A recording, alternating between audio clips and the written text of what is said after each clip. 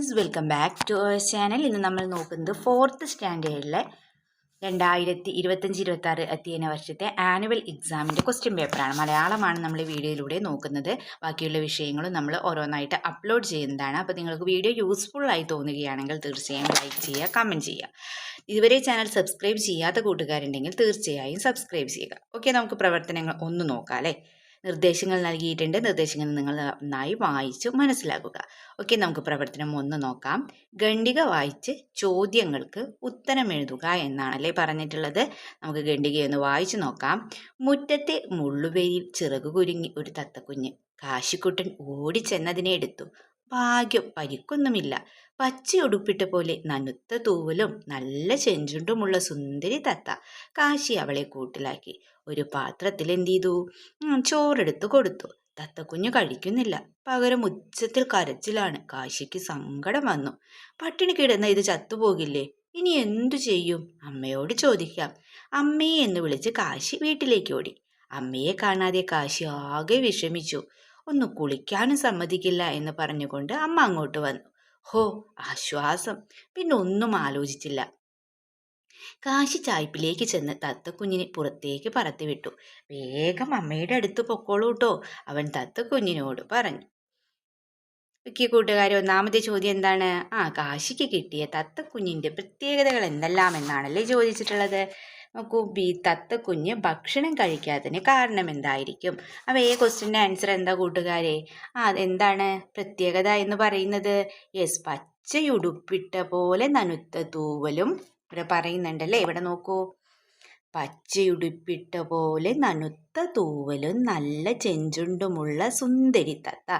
ഇതാണല്ലേ തത്തക്കുഞ്ഞിൻ്റെ പ്രത്യേകത. ആൻസർ എന്താണ്? പച്ചയുടുപ്പിട്ട പോലെ നനുത്ത തൂവലും നല്ല ചെഞ്ചുണ്ടുമുള്ള സുന്ദരി തത്ത.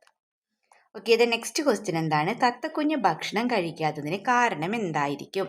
എന്തുകൊണ്ടാണ് തത്തക്കുഞ്ഞ് ഭക്ഷണം കഴിക്കാതിരുന്നത്? അതെ, അതിൻ്റെ അമ്മയെ കാണായിട്ടാണല്ലേ. അപ്പോൾ നമുക്ക് ആൻസർ എഴുതാൻ എന്താണ്? തത്തക്കുഞ്ഞിൻ്റെ അമ്മയെ കാണാത്തത് കൊണ്ട്. എന്താ ആൻസർ കൂട്ടുകാരെ? തത്തക്കുഞ്ഞിൻ്റെ അമ്മയെ കാണാത്തത് കൊണ്ട്. ഓക്കെ, ഇനി മാതൃക നോക്കി പൂരിപ്പിക്കുക എന്ന് പറഞ്ഞിട്ടുണ്ടല്ലേ. മുള്ളുവേലി, മുള്ളുകൊണ്ടുള്ള വേലി. അപ്പോൾ തത്തക്കുഞ്ഞ് നമുക്ക് എങ്ങനെ എഴുതാം? തത്തയുടെ കുഞ്ഞ്. എന്താണ് തത്തക്കുഞ്ഞ് എഴുതേണ്ടത്? തത്തയുടെ കുഞ്ഞ്. വെള്ളിക്കരണ്ടിയോ? വെള്ളി കൊണ്ടുള്ള കരണ്ടി അല്ലേ. വെള്ളിക്കരണ്ടി എന്ന് എങ്ങനെ എഴുതുക? വെള്ളി കൊണ്ടുള്ള കരണ്ടി. ഇനി പിരിച്ചെഴുതുക. ചോറെടുത്തു. ചോറെടുത്തു നമുക്ക് എങ്ങനെ എഴുതാം? ചോറ് പ്ലസ് എടുത്തു അല്ലേ. ഓടിച്ചെന്നു. ഓടി പ്ലസ് ചെന്നു. ഓടിച്ചെന്നു എങ്ങനെ എഴുതും? ഓടി ചെന്നു. ഇനി ഈ ക്വസ്റ്റ്യൻ നോക്കൂ. എന്ത് കാര്യം തിരിച്ചറിഞ്ഞത് കൊണ്ടാണ് കാശി തത്തക്കുഞ്ഞിനെ പറത്തിവിട്ടത്? എന്ത് കാര്യം തിരിച്ചറിഞ്ഞിട്ടാണ്? തത്തക്കുഞ്ഞിന് എന്ത് ചെയ്യണം? സ്വാതന്ത്ര്യത്തോടെ പറന്ന് നടക്കാനും അതിൻ്റെ അമ്മയുടെ അടുത്തെത്താനും ആഗ്രഹമുണ്ടല്ലേ. അപ്പം അത് തിരിച്ചറിഞ്ഞുകൊണ്ടാണ് കാശി എന്ത് ചെയ്യണത്? ഈ തത്തക്കുഞ്ഞിനെ പുറത്ത് വിട്ടതല്ലേ. അപ്പോൾ കൂട്ടുകാരൻ എന്താ ആൻസർ എഴുതേണ്ടത്? തത്തക്കുഞ്ഞിന് സ്വാതന്ത്ര്യത്തോടെ പറന്നു നടക്കാനും അതിൻ്റെ അമ്മയുടെ അടുത്തെത്താനും ആഗ്രഹമുണ്ട് എന്ന് തിരിച്ചറിഞ്ഞത് കൊണ്ടാണ് കാശി അതിനെ പറത്തിവിട്ടത്.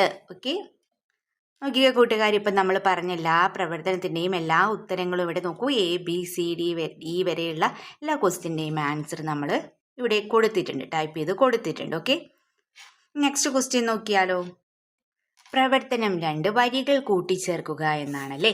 കാട്ടിലെ കുറുക്കന് കാക്കിച്ചി പെണ്ണുമായി കാട്ടിലെ പന്തലിൽ കല്യാണം. കണ്ടോരും കേട്ടോരും കല്യാണം കൂടാനായി കാട്ടിലെ പന്തലിൽ ഓടിയെത്തി.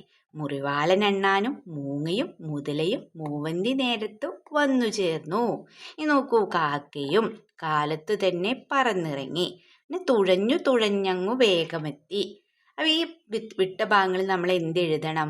നമ്മളുടേതായ വരികൾ കൂട്ടിച്ചേർക്കണം അല്ലേ. ഇതുപോലെയുള്ള പ്രവർത്തനങ്ങളൊക്കെ നമ്മൾ ക്ലാസ്സിൽ ചെയ്തിട്ടുണ്ടല്ലേ കൂട്ടുകാരെ.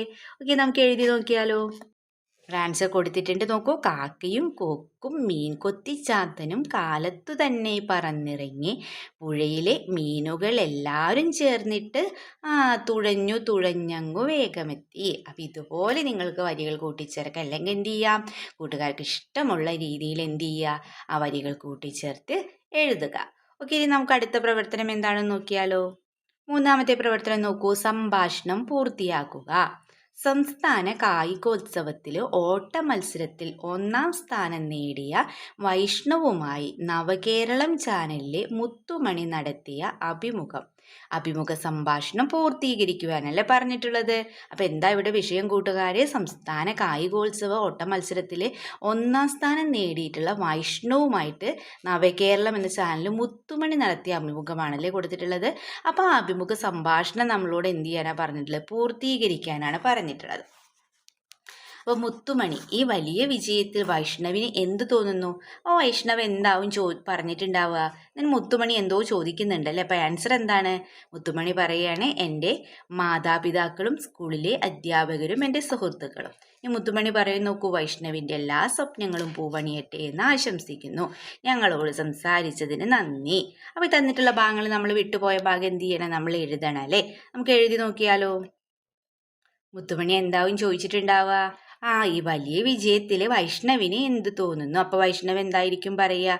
അഭിമാനവും സന്തോഷവും ഉണ്ട്, എനിക്ക് പ്രേരക ശക്തിയായവരോട് കടപ്പാടുണ്ട്. അപ്പം മുത്തുമണി ചോദിക്കുകയാണ്, ആരൊക്കെയാണ് വൈഷ്ണവിന് പ്രോത്സാഹനം നൽകിയത്? അപ്പോൾ വൈഷ്ണവ് എന്താ പറയുന്നത്?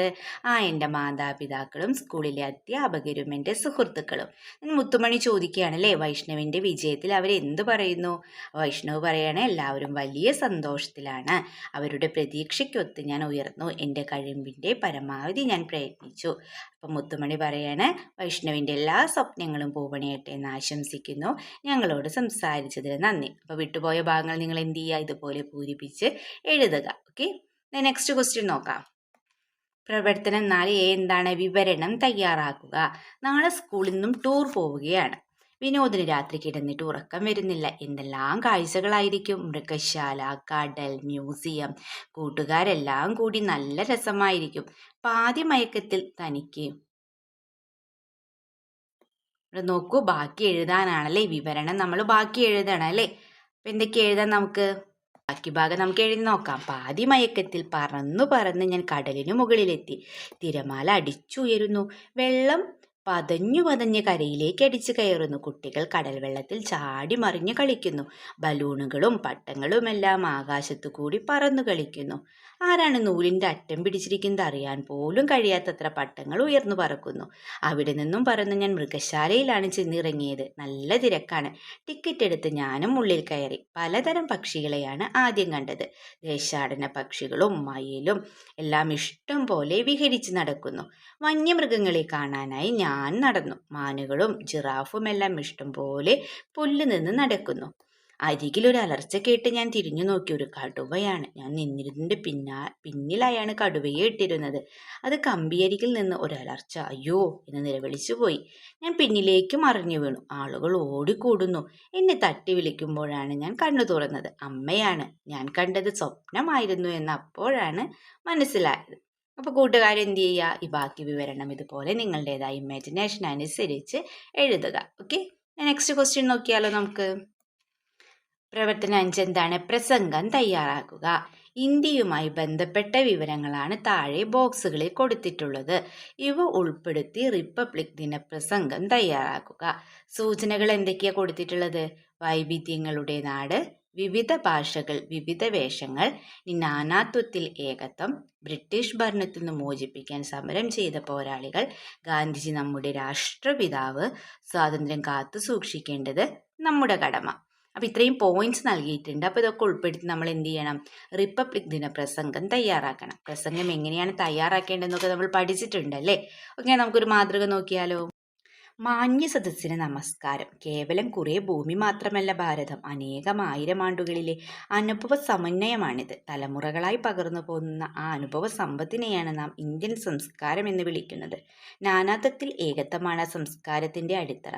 ഒരു പൂന്തോട്ടത്തിലെ പല നിറങ്ങളിലുള്ള പുഷ്പങ്ങളെപ്പോലെ വൈവിധ്യം നിറഞ്ഞതാണ് ഇന്ത്യൻ സംസ്കാരം. പലതരം ഭാഷകൾ, പലതരം വേഷങ്ങൾ, പലതരം ആഹാര രീതികൾ എല്ലാം ഒത്തൊരുമിക്കുന്ന മനോഹരമായൊരു പൂന്തോട്ടം. ഇവിടെ കച്ചവടത്തിന് വന്ന വിദേശീയരെ നമ്മളിലൊരാളായാണ് ഭാരതീയർ പരിഗണിച്ചത്. വിരുന്നുകാരെത്തിയ അവർ പിന്നീട് വീട്ടുകാരായി മാറി. അവർ വീട്ടിലുള്ളവരെ പരസ്പരം ഭിന്നിപ്പിച്ച് വീടിൻ്റെ അധികാരികളായി മാറി. ഇന്ത്യയുടെ ഭൂരിഭാഗം പ്രദേശങ്ങളും ആയുധബലത്തിലൂടെ അവർ സ്വന്തമാക്കി. ഭാരതീയർ ഭാരതത്തിൻ്റെ അന്യരെപ്പോലെ കഴിയേണ്ടി വന്നത് 150ഓളം വർഷമാണ്. അക്കാലം അത്രയും അവർ സ്വന്തം ലാഭത്തിനു വേണ്ടി ഇന്ത്യയെ ഉപയോഗപ്പെടുത്തി. ഇവിടുത്തെ സകലതും കൊള്ളയടിച്ച് സ്വന്തം രാജ്യത്തേക്ക് കൊണ്ടുപോയി. ലക്ഷക്കണക്കിന് ഇന്ത്യക്കാർ ആഹാരം കിട്ടാതെ മരണമടഞ്ഞു. ഇക്കാലത്താണ് അസാധാരണനായ ഒരു വ്യക്തി അവരുടെ ഇടയിൽ പ്രത്യക്ഷപ്പെട്ടത്. ആളെ നേരിൽ കണ്ടിട്ടില്ലെങ്കിലും ഗാന്ധി എന്ന് നിങ്ങൾ കേട്ടുകാണും. അതിശക്തമായ ബ്രിട്ടീഷ് സാമ്രാജ്യത്തിനെതിരെ സമ്പത്തും ധൈര്യവും ആയുധങ്ങളും ഒന്നുമില്ലാതെ എങ്ങനെ വിജയം വരിക്കാമെന്ന് അദ്ദേഹം കാണിച്ചു തന്നു.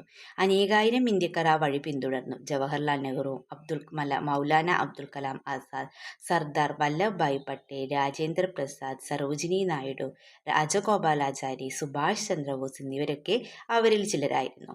രാജ്യസ്നേഹികളായ അവർ അനുഭവിച്ച ത്യാഗങ്ങൾ, കഷ്ടപ്പാടുകൾ, സഹനങ്ങൾ, അതിൻ്റെയൊക്കെ ആകെ തുകയാണ് നമ്മൾ ഇന്ന് അനുഭവിക്കുന്ന സ്വാതന്ത്ര്യം. ലക്ഷക്കണക്കിന് ആളുകൾ ജീവൻ വെടിച്ച് സഹനമാർഗങ്ങളിലൂടെ നേടിത്തന്ന ഈ സ്വാതന്ത്ര്യം കാത്തു സൂക്ഷിക്കുക എന്നത് നമ്മുടെ ചുമതലയാണ്. ജയ് ഹിന്ദ്.